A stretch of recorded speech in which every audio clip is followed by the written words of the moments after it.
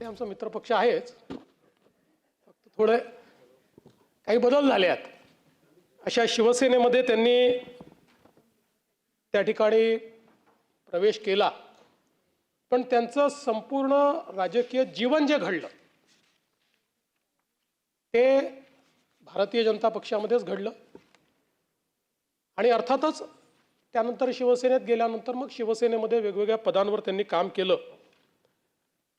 खरं म्हणजे मूळ पत्रकारितेचा त्यांनी अभ्यास केला आणि जनसंवाद आणि वृत्तपत्र विद्येत त्यांनी MA केलं. त्यामुळे अपेक्षा अशी होती की हे बातम्या संकलित करतील, पण ते बातम्या निर्माण करणारे झाले आणि बातम्या पुरवणारे झाले. आणि राजकीय क्षेत्रात आले. खरं म्हणजे राजकीय क्षेत्रात आपण बघितलं असेल तर पत्रकार आणि वकील हे सगळ्यात जास्त आपल्याला पाहायला मिळतात. आणि मला असं वाटतं एका चांगल्या पत्रकाराला आपण मुकलो, पण एक चांगला नेता हा या सभागृहाला या ठिकाणी मिळाला. खरं म्हणजे भाई भाजपच्या मुशीत तयार झाल्यामुळे त्यांच्यामध्ये चिकाटीपणा आपल्याला पाहायला मिळतो, संघटनात्मक कौशल्य त्यांच्यामध्ये पाहायला मिळतं आणि अभ्यासू वृत्ती देखील त्यांच्यामध्ये पाहायला मिळते. ते इतर पक्षात नाही असं नाही, पण भाजपमध्ये असले होते. त्यामुळे 15 वर्ष काम केलं त्यांनी भाजपमध्ये, थोडं का नाही. आणि मग अर्थात उपजिल्हा प्रमुख म्हणून, महापालिकेचे नगरसेवक म्हणून, सभागृह नेता म्हणून, शिवसेनेचे जिल्हा प्रमुख म्हणून आणि मग आमदार म्हणून देखील त्यांनी या ठिकाणी काम केलेलं आहे. त्यामुळे सामान्याच्या प्रश्नाची जाण ही अंबादासजींना चांगल्या पद्धतीनं त्या ठिकाणी आहे. 2014ला विधानसभेची निवडणूक देखील त्यांनी लढली होती. काही कारणाने ते त्या ठिकाणी विधानसभेच्या त्या निवडणुकीत पोचू शकले नाहीत. पण 2019ला म्हणजे 14ची निवडणूक आम्ही अमरासमोर लढलो होतो. त्यावेळी मला वाटतं प्रशांत बंबच्या विरुद्ध त्यांची हे झाली होती. पण 19ला ज्यावेळेस ते या पदाकरता निवडणूक लढले त्यावेळी मात्र आम्ही सगळे एकत्रित होतो. त्यांना पूर्ण पाठिंबा आम्ही त्यावेळेस दिला होता. आणि म्हणजे उद्धवजींनाही माहिती आहे की त्यावेळी एकूण मतदारसंघामध्ये आमचे स्थानिक स्वराज्य संस्थेचे सदस्य जास्त होते, पण युतीचा धर्म होता आणि सीट ही शिवसेनेची होती. आणि सगळ्यांनी आम्ही एकत्रितपणे अंबादासजींना पाठिंबा दिला आणि अंबादासजी त्या ठिकाणी निवडून आले होते. संभाजीनगर आता मला असं वाटतं 2022 पासून विरोधी पक्षनेतेपदी ते या ठिकाणी विराजमान आहेत. आणि आता अर्थातच त्यांचा कार्यकाळ संपुष्टात आल्यावर विरोधी पक्षनेत्याचाही कार्यकाळ या ठिकाणी संपुष्टात येईल. त्यामुळे परब साहेब तयारी करून ठेवा.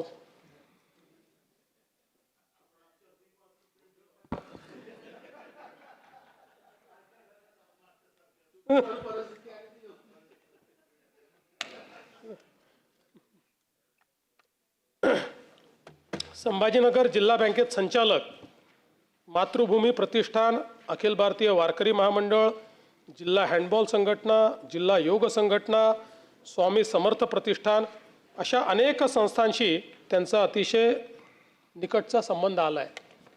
सगळ्यात महत्त्वाचं योगशास्त्रात त्यांनी MA केलं आहे आणि योग क्रियांमध्ये ते अतिशय निपुण आहेत. मागच्या काळामध्ये जेव्हा आपण योग दिनाच्या निमित्ताने विधानसभेच्या आवारामध्ये अध्यक्षांनी योग दिन आयोजित केला होता, त्यावेळी जेवढे योग ट्रेनरनी केले तेवढेच योग त्यांनी देखील करून दाखवले. आम्ही बाकी सगळे चाचपडत होतो, पण त्यांनी अतिशय चांगल्या पद्धतीनं त्या ठिकाणी, आणि नुसतं हे योग नाही वेगवेगळे योग देखील ते जुळवून आणतात. संजय केणेकर आहेत का सभागृहात? आमच्या संजय केणेकरांचा प्रेमविवाहही त्यांनी जुळवून आणलेला आहे. म्हणजे सूत जुळलं होतं पण घरच्यांचा विरोध होता आणि सगळेच बिचारे हे असतील, संजय असतील, उमेदीचा काळ होता, काही फार पैसे बिशे काहीच नव्हते. त्यामुळे मग अंबादासजींनीच एका गाडीची व्यवस्था केली, डिझेलची व्यवस्था केली आणि एक भाजी विमोचं अधिवेशन चालू होतं. कोणाची मदत मिळते का सगळ्यांनी बघितलं, थोडी बहुत मदत मिळाली मग ठरवलं की थोडक्यात निपटवायचं आहे. त्यामुळे अंबादासजींनी परभणी जिल्ह्यातल्या पिंपरी देशमुख गावातील जैन मंदिरात नेऊन केणेकरांचं लग्न लावून दिलं होतं.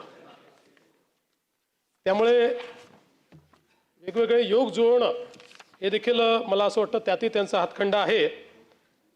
खरं म्हणजे अंबादासजींची ओळख ही संभाजीनगरमध्ये हिंदुत्वाची कडवट भूमिका घेणारा कार्यकर्ता अशा प्रकारची नेहमी राहिली आहे. विशेषतः आता तर आपण धार्मिक स्थळावरचे भोंगे काढले, पण त्याच्या विरुद्ध प्रचंड आंदोलन हे अंबादासजींनी केलं. सातत्याने त्याची निवेदनं त्या काळामध्ये ते देत होते. आता मला माहिती नाही की सध्याच्या परिस्थितीत असे निवेदनं ते देऊ शकतात का, म्हणजे असं प्रश्न आहे. म्हणजे देऊ शकत असतील ते, पण देऊ शकतात का.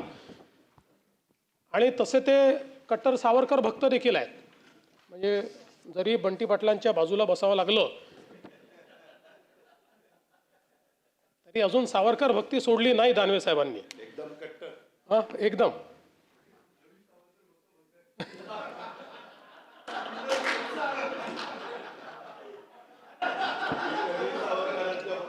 नाही असं नाही आहे. नाही ते ज्या पण नाही असं नाही आहे. ते ज्या पक्षात ते ऐका हो अजितदादा, ते ज्या पक्षातनं आले ना त्या पक्षाचे जे सर्वेसर्वा तेव्हा होते शरद पवार साहेब, सावरकरांच्या स्मारकाला जागा पवार साहेबांनी दिली. त्याच्यामुळे त्यांचा सावरकरांना कधीच विरोध नव्हता पवार साहेबांचा. किंबहुना त्याच्या उद्घाटनाच्या कार्यक्रमालाही पवार साहेब होते आणि पवार साहेबांनी त्यावेळेस सावरकरांबद्दल काय तेव्हा पवार साहेब काँग्रेसमध्ये होते. हे आमची अपेक्षा हीच आहे की किमान तुम्ही तिकडे असण्याचा तेवढा तरी फायदा झाला पाहिजे. आणि राहुल गांधींना हे समजलं पाहिजे की इंदिराजींनी देखील पत्र देऊन सावरकरांचं कौतुक केलं होतं. पण आपला आजचा मुद्दा नाही येतो. मी हे किती सावरकर भक्त आहे. आणि व्हॅलेंटाईन डेला होणारा जो काही धांगडधिंगा आहे त्याच्या विरुद्ध आंदोलन सातत्याने करणारे आमचे अंबादासजी राहिलेले आहेत. मग केडेकरचं लग्न त्यांनी लावून दिलं, त्यांना ते मान्य. हे बा, व्हॅलेंटाईन मान्य नाही आहे. तुम्ही लग्न कोणाला लावायचं असेल तुम्ही त्यांना आत्ताही संपर्क करा. त्या व्हॅलेंटाईन डेच्या विरुद्ध 3 दिवस जेलमध्ये राहिले ते त्याचा विरोध करत असताना. पण एक गोष्ट आहे की एका ST ड्रायव्हरचा मुलगा हा आपल्या कर्तृत्वाने एवढा मोठा झाला हे देखील मला असं वाटतं अतिशय अभिमानास्पद आहे. आणि आपल्या लोकशाहीत हेच सगळ्यात महत्त्वाचं आहे की कोणी कुठेही कुठल्याही वातावरणात जन्माला आला तरी देखील तो या सभागृहामध्ये येऊ शकतो, अनेक पदांवर जाऊ शकतो. ही खरं म्हणजे भारतरत्न डॉक्टर बाबासाहेब आंबेडकरांनी आपल्याला दिलेली देण आहे. आणि वडील नसले तरी आईंनी त्यांचं अतिशय चांगल्या प्रकारे घर जपलं. आणि घरी आलेला कार्यकर्ता हा जेवून गेला पाहिजे अशा प्रकारचा आईचा नेहमी आग्रह. त्यामुळे अतिशय लोकाभिमुखता आणि एक आपुलकी ही त्यांच्या घराला सातत्याने लाभली. खरं म्हणजे भाजपमध्ये असताना अख्खं शहर ते स्कूटरवरनं फिरायचे, पण ती स्कूटर नेमकी कुठनं आली होती हे तुम्ही त्यांना खाजगीत विचारा, ते मला इथे सांगता येत नाही.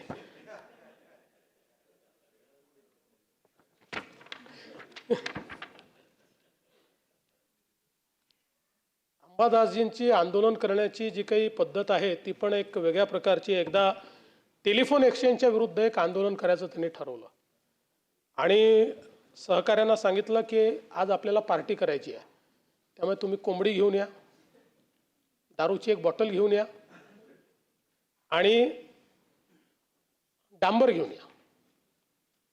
आणि मग ते कार्यकर्त्यांनी विचारलं की दारूची बॉटल कशा करता. म्हणाले घेऊन या, आपल्याला पार्टी करायची आहे.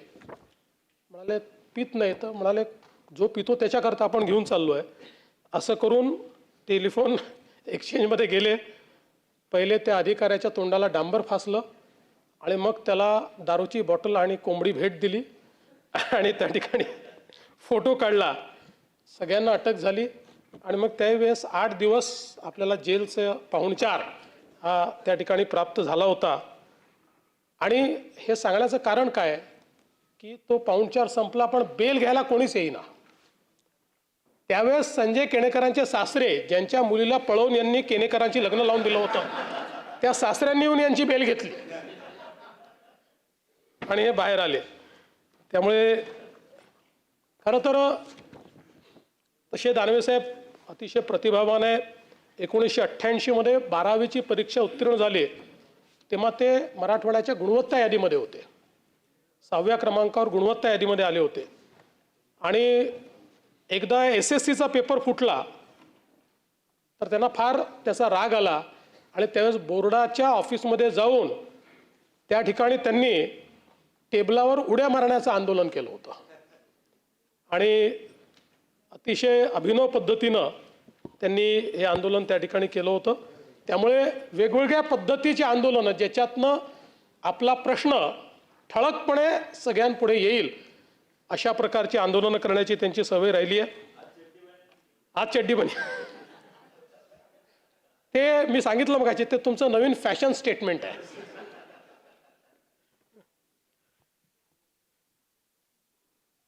वंदे मातरम करता थोडी थोडकी नाही 31 आंदोलनं ही त्या ठिकाणी अंबादासजींनी केली.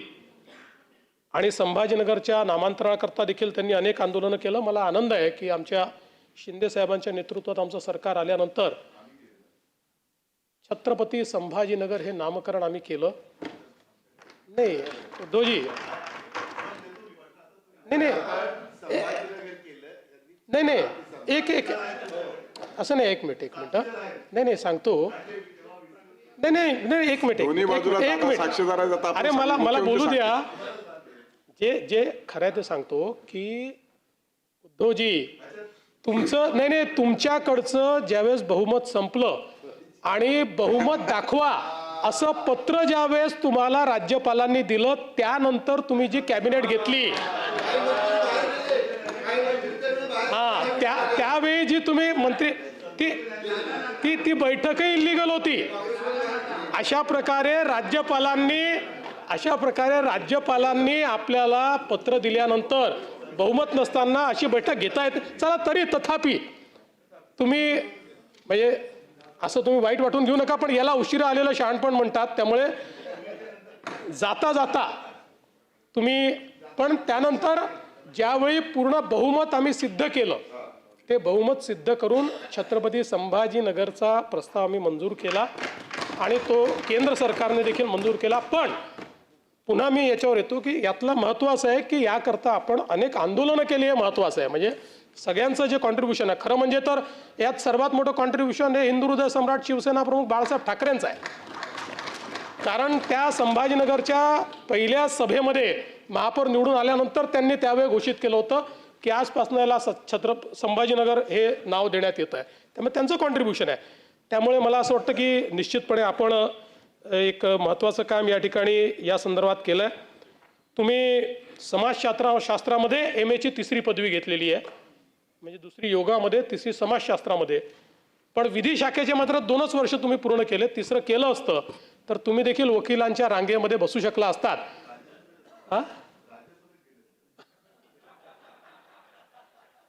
पण अजूनही तुम्ही करू शकता. म्हणजे 1च वर्ष राहिलं आणि तुम्ही तसे हुशार आहात. त्यामुळे एक वकील म्हणून मला असं वाटतं की तुम्ही वकिली पूर्ण करावी आणि निश्चितपणे हे काम करावं. मूळ यांचा पिंड हा अतिशय धार्मिक आहे. भागवत सप्ताह असेल, कावड यात्रा असेल, गणपती अथर्वशीर्ष पठण असेल, नवरात्र उत्सव असतील यात सातत्याने आघाडीवर असलेले अंबादासजी हे आपल्याला या ठिकाणी पाहायला मिळतात. विरोधी पक्षनेता म्हणूनही अनेक प्रश्नांना त्यांनी वाचा फोडली. आणि आपल्याला माहिती आहे की शेवटी लोकशाहीमध्ये विरोधी पक्षनेतेपदाचं एक अनन्यसाधारण अशा प्रकारचं महत्त्व आहे. मी देखील काही काळ विरोधी पक्षनेता राहिलो आणि मी खालच्या सभागृहात सांगितलं की माझा तर जीवनातला जास्त काळ हा विरोधी पक्षात गेला आहे. म्हणजे माझी PhD विरोधी पक्षात कसं काम करायचं याच्यावर आहे. हे तर मी गेल्या 10 वर्षात शिकलो शासनात कसं काम करायचं. त्याच्यामुळे मला असं वाटतं की निश्चितपणे एक विरोधी पक्षनेता म्हणून एक आपली प्रतिमा आपलं नाव तयार करण्याचं काम अंबादासजींनी केलं. अनेक प्रश्नांवर कधी आक्रमक भूमिका घेत, कधी गौप्यस्फोट करत त्यांनी आपल्या परीनं या पदाला जो न्याय देता येईल तो न्याय देण्याचा प्रयत्न केला. आणि म्हणूनच मी जसं म्हणालो की या टर्मचं त्यांचं आता हा निरोप समारंभ आहे, पण आपल्या शुभेच्छा आहेत. त्यांनी पुन्हा या सभागृहात यावं, आल्यानंतर त्याच पदावर असावं असं काही नाही. मी असं म्हटल्यावर हे म्हणतील पळवापळवी करतात म्हणून. उद्धवजी, आता उद्धवजी 29 पर्यंत तर काही स्कोप नाही. ऐका, 29 पर्यंत